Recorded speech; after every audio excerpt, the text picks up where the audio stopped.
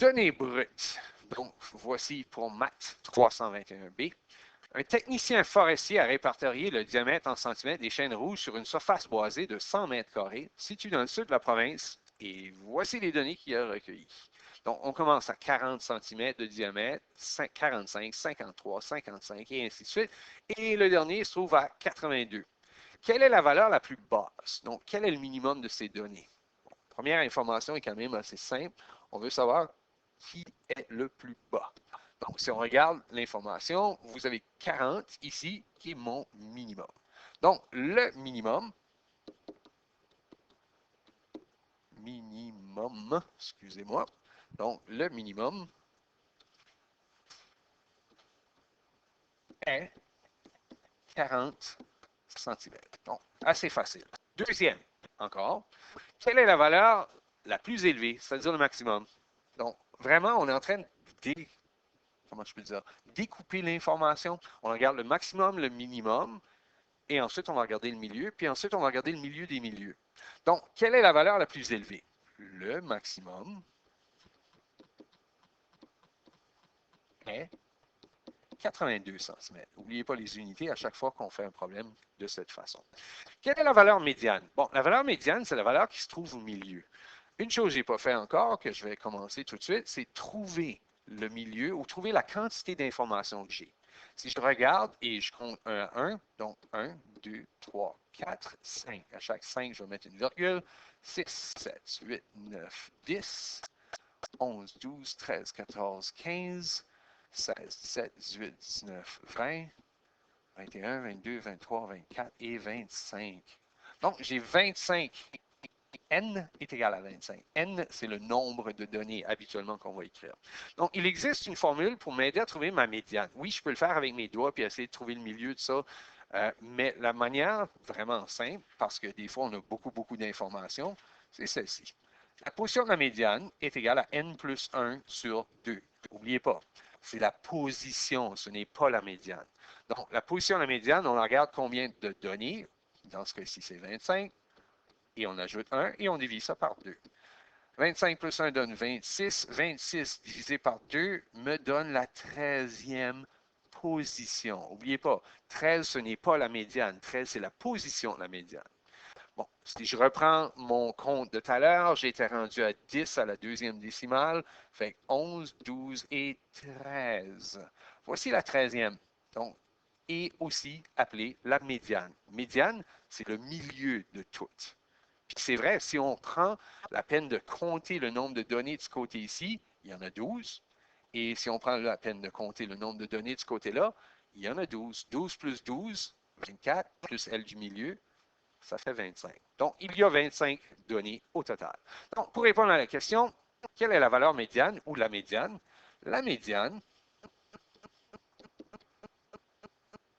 est 65 cm. Donc, on a une valeur en plein centre qui est de 65 cm. Maintenant, on veut examiner les 12 valeurs supérieures à la médiane, donc la partie à droite en haut. Donc, lorsqu'on regarde cette partie-là, on veut déterminer dans cette information que vous retrouvez de ce côté-ci, qui est la médiane. Donc, finalement, on fait la médiane des valeurs du côté supérieur, donc la médiane de la médiane. Donc, là, je veux le milieu de ceci. Je vais faire le même principe que je viens juste d'appliquer, c'est-à-dire ma formule qui est ici, puis oui, elle est importante, cette formule-là, rappelez-vous-en, on va faire la médiane de la médiane. Donc là, par contre, au lieu d'avoir 25 données, j'en ai juste 12 en haut là. Qu'est-ce que je fais à partir de là? Bien, j'utilise la même formule. Position de cette fois-ci, ce qu'on appelle le Q3, le troisième quartile, va être égal à N plus 1 sur 2 encore. Mais cette fois-ci, le N, c'est 12 plus 1 divisé par 2. Et 13 divisé par 2, oh, là, il y a des gens qui vont être comme, hey, qu'est-ce que je fais avec ça? Ben, voici qu'est-ce que ça signifie. Si tu as 6,5, tu es entre deux valeurs exactes. C'est-à-dire, tu es entre la 6e et la 7e position. Tu trouves en deux valeurs. OK, donc entre deux, ben là, je n'ai pas le choix, je vais compter. c'est la première, deuxième, troisième, quatrième, cinquième, sixième et septième. Donc, finalement, lorsque je regarde mon information, je devrais me trouver entre les deux. Donc, on va aller voir qu'est-ce que ça donne. Donc, je vais juste m'assurer de nouveau. 1, 2, 3, 4, 5, 6 et 7. Donc, finalement, ma Q3 semblerait se trouver entre 70 et 71. Donc, qu'est-ce qui se passe dans ce cas-ci? On va aller voir qu'est-ce que ça donne. Qu'est-ce qu'on fait lorsqu'il y a deux valeurs? Donc, qu'est-ce qu'on fait lorsqu'il y a deux valeurs? Bien, on n'a pas le choix. On ne peut pas prendre les deux. On va prendre celle qui se trouve exactement les deux. Mais qu'est-ce qui se trouve entre 70 et 71? Bien, on va faire la moyenne et on va le découvrir. Donc, je sais qu'il y en a qui le savent déjà. Donc, je fais 70 plus 71 divisé par 2. Donc, ça me donne 141 divisé par 2 et ça me donne 70,5. Oh, OK, voici ma médiane. Ce n'est pas une donnée qui est dans l'information qu'on a parce qu'il n'y a aucune place qu'on a une décimale dans les réponses, mais quand on fait un quartile ou une médiane, il est possible d'avoir des décimaux. Donc, pour répondre à la question, quelle est la médiane de ces valeurs-là, c'est-à-dire le troisième quartile, le Q3 est 70,5 cm. Encore une fois, c'est une donnée qui n'est pas là-dedans. Maintenant, on va faire la même chose, mais avec les données qui sont inférieures. On a fait les supérieures, donc on va faire la même chose. Mais le calcul n'est pas difficile. C'est encore exactement la même place. Ça se trouve entre la sixième et la septième position, mais de la partie inférieure. Donc, je vais aller faire le même principe, c'est-à-dire 1, 2, 3, 4, 5 et 6. Donc, entre 6 et 7, c'est exactement ici. Donc, ceci serait mon premier quartile. Donc, Q1. Maintenant, pour calculer, ben, la moyenne entre 55 et 55, ben, c'est pas mal 55. Donc, on peut répondre à la question directement. Le premier quartile, ou Q1, est 55 cm. Maintenant, qu'est-ce qu'on fait avec ces 5 informations-là? Puis ces 5 informations-là sont vraiment importantes. C'est ça qui découpe lorsqu'on a des données, puis on veut faire un diagramme qu'on appelle un diagramme de quartile ou qu'on appelle aussi un diagramme boîte et moustache. Donc, le nombre que tu as trouvé à la question 4, qui est juste ici, était le troisième quartile. Le nombre qu'on a trouvé après, c'est-à-dire dans la cinquième question, c'était le premier quartile. Donc, troisième et premier quartile. Les nombres que tu as trouvés à question 1 à 5 constituent le sommaire des 5 tendances. Les 5 tendances, c'est vraiment les 5 morceaux d'informations que j'ai besoin pour être capable de créer ce qu'on appelle un diagramme de quartile, communément appelé un diagramme boîte et moustache. Une autre information qui est quand même assez importante, quand on fait nos diagrammes, on a besoin de savoir l'étendue pour être capable de maximiser mon graphique. Donc, qu'est-ce que je vais faire? Bien, j'ai à trouver mon étendue qui est la valeur maximale moins la valeur minimale. On sait que la valeur maximale, c'est 82 cm. La valeur minimale qu'on a déjà trouvée, c'était 40. Donc, il y a un total de 42 cm d'étendue. La largeur de mon information est de 42 cm. Qu'est-ce que je fais avec le 42? Pourquoi est-ce que c'est important? Bien, si vous remarquez bien en bas ici, je vais faire mon diagramme de boîte et moustache ou de quartile sur cette partie graphique, mais j'ai besoin de savoir comment agrandir au maximum mon graphique.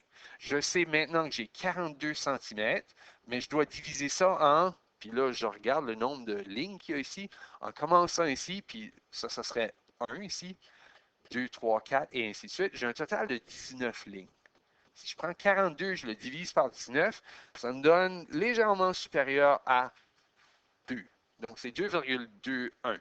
Bon, j'ai le choix. Dans ce cas-ci, je peux aller à une unité près. Je pourrais dire, OK, ben, je vais arrondir ça à 3. Ou je peux aller à 2,5. Ce que je fais dans ce cas-ci, de préférence pour moi, je vais aller à 2,5. Fait qu'à chaque ligne, ça serait 2,5 cm par ligne. Bon, qu'est-ce que ça signifie? Là, je vais le faire comme il faut. On va s'assurer de mettre sur notre axe ici l'information, puis de bien espacer. Bon, première chose que je vais faire, je vais donner quand même une petite ligne d'espace. Je vais commencer ici à 40. Chacune de mes lignes correspond à 2,5 cm. Donc, la prochaine serait 42,5 une autre après serait 45. Je ne suis pas obligé d'écrire à chaque ligne. Mais à chaque 2 lignes, je saute de 5. Donc, la prochaine, c'est 50. Plus 5, je suis rendu à 55. Ensuite, 60, 65, 70, 75 et finalement mon 80. Si vous remarquez, je me rends au bout ici, je suis rendu à 85 et j'ai mon maximum et mon minimum qui sont représentés dans cet axe-là. Bon, autre chose qu'on a besoin. On a besoin de 2 titres. Un titre pour l'axe et un titre pour le graphique. Donc, l'axe, c'est qu'est-ce qu'on est en train de mesurer. Si vous remarquez, vous n'êtes pas certain, revenez à l'information en haut. On a dit qu'on répertorie le diamètre des chaînes rouges. Fait que finalement, on a juste besoin d'écrire ça en bas ici. Le diamètre, c'est le titre de mon axe. Les unités sont en centimètres, qu'on met toujours en parenthèse. Donc, le titre de qu'est-ce qu'on va faire, c'est, encore une fois, ici, on prend le diamètre des chaînes rouges sur une surface boisée de 100 mètres carrés dans le sud de la province. Fait que diamètre de chaîne rouge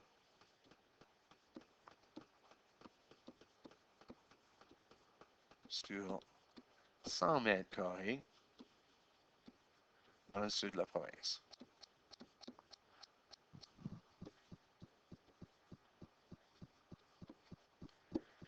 OK, on a presque fini. Maintenant, il faut juste mettre l'information en place. OK, pour un diagramme boîte et moustache, c'est quand même assez simple dans le style qu'on doit essayer de représenter par des lignes solides chaque morceau d'information. Bon, la première chose qu'on va faire, on va établir le minimum. Le minimum, on avait dit que c'était 40. Donc, à 40, je vais mettre une ligne solide tout droite, comme ça. Normalement, on utilise une règle. Comme vous voyez, c'est un peu difficile au tableau. Je sais aussi que mon maximum, c'est 82. Donc, juste ici, on retrouve 82,5. Fait que c'est légèrement inférieur à ça, environ ici. Donc, voici mon 82. Ensuite, j'ai besoin d'aussi mettre des lignes pour chacune des autres mesures. J'ai trouvé la médiane tout à l'heure qui était 65. Bon, je la place ici. Je fais à peu près la même longueur de ligne. C'est pas toujours évident de faire les mêmes longueurs, là, mais c'est environ ça. Maintenant, il manque le premier quartile et le troisième quartile. Le premier quartile, on avait trouvé la valeur de 55, comme vous voyez juste en haut ici. Là. Donc, je mets mon 55, je fais une ligne en montant comme ceci. On dirait que j'agrandis chaque ligne à chaque fois. Donc, on va diminuer un petit peu. Et la dernière, on avait trouvé 70,5. Donc, légèrement plus grand que 70, environ ici. Et la seule chose qui me reste présentement, c'est de faire mes moustaches et ma boîte. Donc, voici qu'est-ce qu'un diagramme boîte et moustache ressemble. On prend la partie centrale ici et on les attache ensemble. Ça, c'est la boîte. Ensuite, les autres, c'est les moustaches. Donc, je prends cette partie-là et je l'attache. J'ai mentionné aussi tout à l'heure, normalement, avec une règle, c'est encore mieux.